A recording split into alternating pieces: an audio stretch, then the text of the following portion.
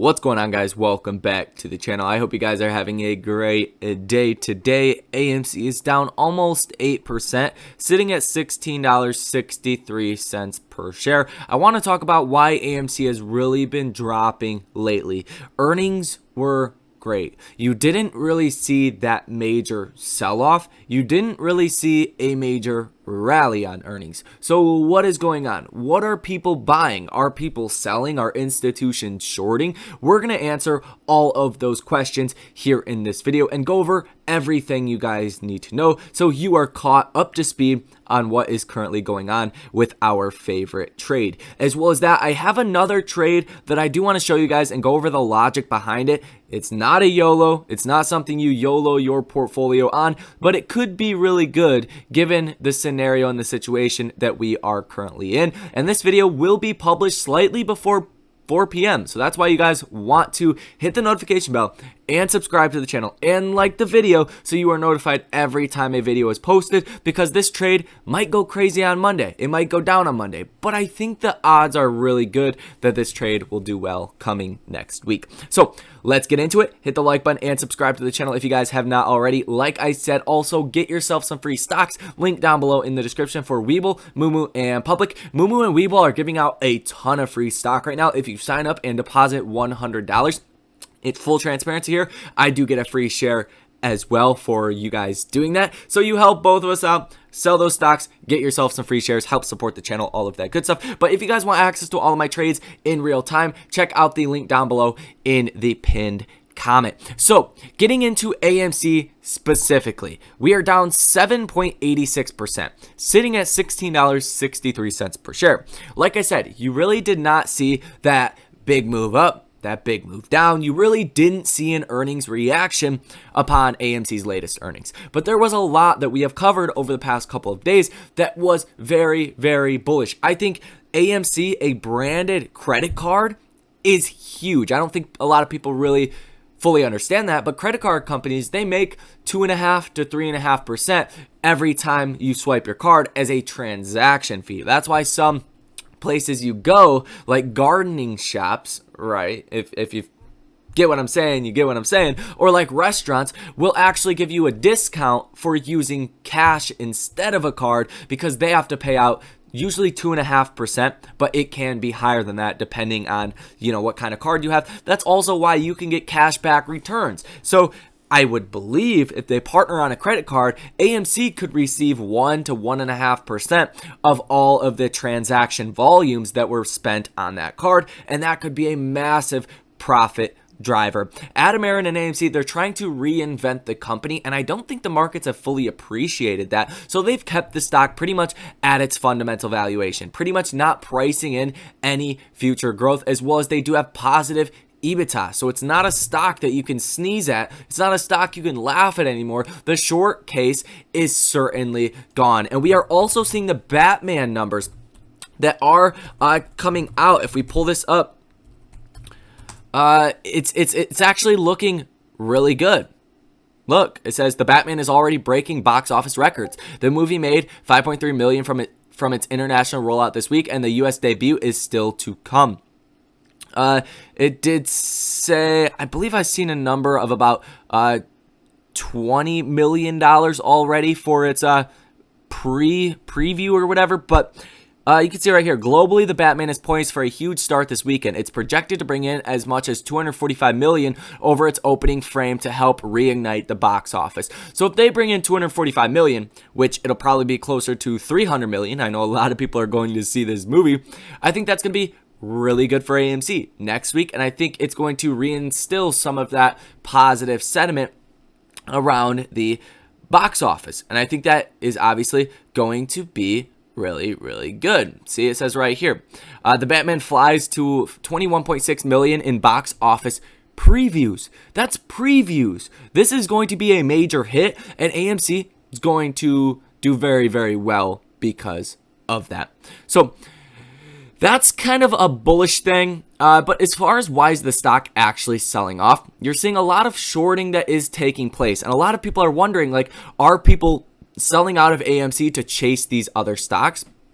And I don't think that is the case. I actually think that you're still seeing not that level of manipulating our order flows like what has been going on over the past year since this probe has went out. I've covered that many times here on this channel. I don't think that kind of manipulation is happening too much anymore, but I do think you're still seeing that shorting manipulation per se that has been happening, will likely continue to happen, which I mean, when good things come out for AMC, shorts just hammer on the shorts, so it makes it very hard for the price of the stock to go up significantly, and then they try to slowly cover on some of those shorts, but they still are increasing their overall short position at the same time, because as we know, this is an egotistical battle. This has nothing to do with AMC. It has nothing to do with the fundamentals of the business, because we know the fundamentals of the business would let the stock rally upon good news. So I don't think it's people actually selling out. We have no indication of that. Like Adam Aaron said, we have 90% of shares held by retail investors. I think he would have came out and said, yeah, we're still at about that 80% range of shares held by retail investors, like he said in the past. But he specifically said 90%. So I think he was calling out the shorts there without getting into legal trouble. And I think he was trying to give you guys the scope of the situation. So I do think Adam Aaron was sending us a signal on earnings, and I think that's something to pay attention to, if not, be bullish about. So every indication that I can find, people are not selling out. It's a lot of shorting that is taking place, with 20.91% short interest of free float, 107.7 million shares that are sold short, cost to borrow max of 2.32%, and the utilization of 100%. The cost to borrow max number will just not go up, and you're not seeing the utilization going down because of that. I would imagine if AMC's cost to borrow gets to 10 or 20%, the utilization would come down. Like right now in SoFi stock, the cost to borrow is about 9%, but the utilization is still at 100% and has been for the past 7 days. No change. Same thing on SoFi, just like this. But the cost to borrow max is actually going up. So I do expect it to go up on AMC here probably next week, I would imagine. But I'm kind of confused why it's not moving around pretty much at all today or even just over the past couple of days. But nevertheless, the days to cover is at 2.5, so it's also very hard for shorts to get out of their short positions when they do want to. Now, you are seeing the longer end of the curve, so later down throughout the rest of this year for that September timeframe, which, in my personal opinion, that's when I think the MOS will actually happen. You're seeing different opinions here for where the rates are going to be, but overall, investors expect the rates to be in between 1 and 1.25%, so to become more hawkish throughout the year. And then if you go to November, investors are expecting rates to be at about 1.25% to 1.5%, but some people are expecting the rates to be 1.5 to 1.75%. So the higher these numbers go, the more potentially hawkish the investment landscape could be for some of these more higher growth, more indebted companies will get. But for what you're seeing right now is the situation becoming even more dovish. For March 16th, that meeting that is 1 week, 4 days, 22 hours, and 28 minutes away, you're seeing 7% of investors expecting no rate hike increase, and you are expecting 93% of investors are expecting a 0.25% rate hike. That's much different than what we just seen not too long ago. But fast forward to June, 93% of investors are expecting rates to be in between 0.75% and 1%. So that would be a 0.25%, and then possibly another 0.25% rate hike right here. And then if you go to July, that's where things start to change up a little bit. 35% of investors don't think there will be another rate hike after 1, 2, 3. And then 62.1% of investors expect there to be 4 rate hikes between now and July.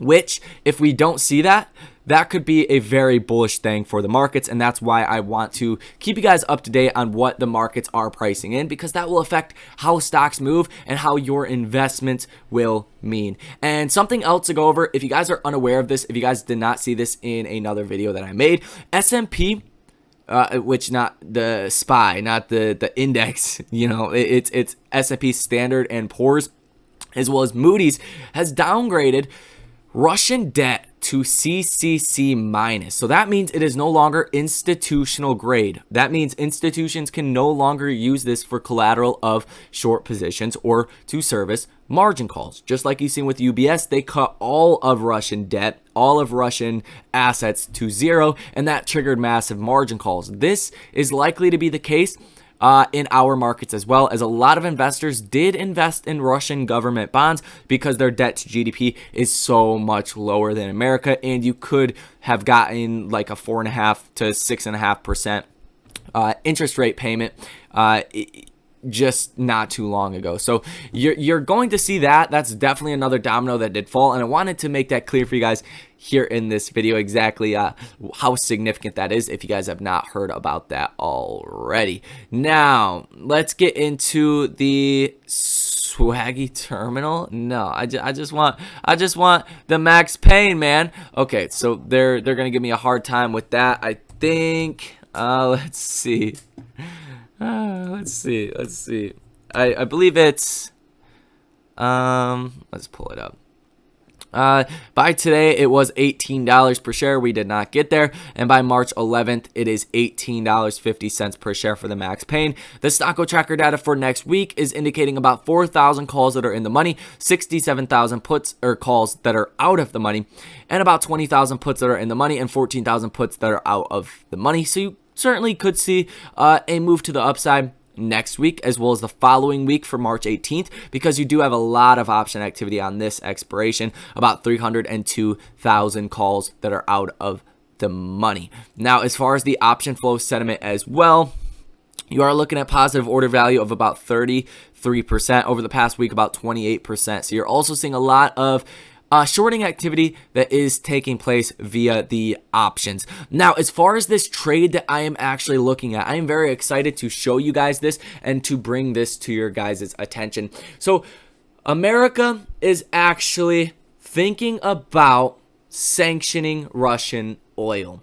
That's going to cause that final move in the price of commodities as well as oil in particular, and USO, BNO, so basically everything. Oil stocks started to actually rally based off of this. If we pull up USO, as soon as this comment came out by Jen Psaki, oil, everything started to rally. As you guys can see right here, it's up on the day almost 7%. So things did start to rally a lot right here and have pretty much been rallying the whole time. So I do like this trade right here. It's actually BP, a $35 call for April 14th. And I got them at $18, so you're going to pay a little bit more. But why I like this trade is because it's lagging so hard and it has already fallen. Keep in mind, I have already made these trades right here. BP $33 calls. I bought 5 for 36, sold out 3 for 75, and they're actually, and got my money back plus some profits, and they're actually back to the same price that I bought them for originally. So the premiums, even though oil has been going up, these have pretty much been staying the same. Now, there was talks about their exiting their Russian oil adventures for a slight loss, but BP is not mainly based in Russia, so I think it's a bit of an overreaction, and I do like the lagger oil trades right now in this market. So that's why I did get the BP $35 April 14th calls. I want to get more time because who knows what will happen with that. There is also another big catalyst that could come, which is the Iran nuclear deal, and we're not going to read this whole thing, but it does say Iran pumped 2.4 million barrels per day on average in 2021 and plans to increase output to 3.8 million barrels per day if sanctions are lifted. There's talks that this deal could happen by this weekend. I believe there's a meeting on Saturday, but there's a lot of talks as well that Russia is going to profit a lot from this. So a lot of people are saying at the same time this deal could very well fall through, and it doesn't look to be as likely as people had initially expected. So if this deal does go through, I would expect oil to take a downward move. But then at the same time, the sanctions on Russian oil maybe could offset the Iran nuclear deal. Either way, I think you're going to see some escalation over the weekend as far as oil prices are concerned, and you will see that rally. Even if you guys take a look at this news that came out today, Pioneer CEO says $150 barrel of oil on Russian ban. So, I mean, if that happens, you're going to look at things just go crazy. The price of oil is currently sitting at about $115 per barrel. So it's looking good. Play that at your own risk. It's definitely not a YOLO trade. It is something like, hey, you know, if this does happen over the weekend, $20 could turn into 100, 200 per contract. Very possible, but it's very likely at the same time that you could lose all of your money. But I like how we look. And if you actually do pull up the BP chart, I actually kind of charted this out over the daily. You do have this wedge that is forming with this, you know, ascending level of support that we have found a lot of support right here, and we are bouncing off of that right now. So it could look good in that aspect. If you follow the 1348, this trade definitely ain't gonna work for you. So nevertheless, it is risky, but I do like the risk to reward proposition, and that's what I'm going to go with. So thank you guys for watching. Get yourself some free stocks down below in the description of this video, as well as sign up for the trading community if you guys want to be a part of all of these alerts and come talk with us and trade with us in real time. That is down there for you guys. Thank you for watching, and I will see you in the next one.